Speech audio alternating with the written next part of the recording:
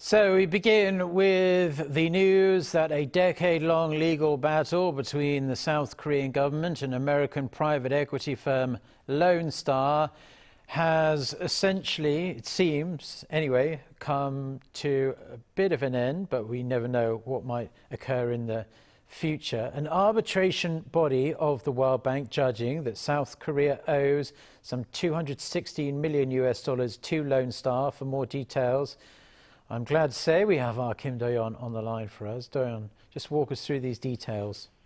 Right, Mark. The International Center for Settlement of Investment Disputes, also known as ICSID, has ordered the South Korean government to pay some $216 million to the American private equity firm Lone Star Funds. This is less than 5% of the $4.68 billion that Lone Star had asked for when the case was first brought before arbitrators. In addition, the tribunal ruled that the interest incurred since December 2011 when the dispute began must also be paid, with local reports saying the amount is around $75 million. In response, the South Korean Justice Minister Han Dong-un said that most of Lone Star's claims were rejected, but considering that even a small amount would need to be paid by the taxpayers, he will consider all options to appeal this decision. Okay, so we may not have heard the end of this, but this has been a story that's been behind the scenes going on here in South Korea for 10 years, as we just said. But for our viewers who might not be aware, watching around the world, just walk us through what this dispute was actually all over.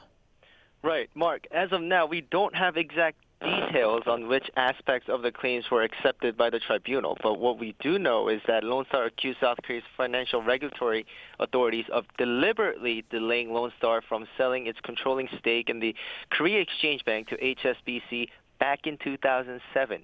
This ultimately led to the Korea Exchange Bank being acquired by another bank for a lower price. In addition, the firm claimed that the Korean government unfairly taxed Lone Star in contravention of treaties made between Seoul and European countries. The South Korean government had argued that it treated Lone Star fairly and in accordance with international laws, adding the government couldn't rush to approve the deal considering the American firm was facing allegations of stock manipulations and other legal issues at the time. Full details of the decision will be released by the Justice Ministry at 1 p.m., so I'll have more in a later cast. Mark? Do-yeon, thank you very much with providing as much information as we know thus far, and we look forward to hearing what South Korea's Justice Ministry has to say. Thank you very much. Moving on now.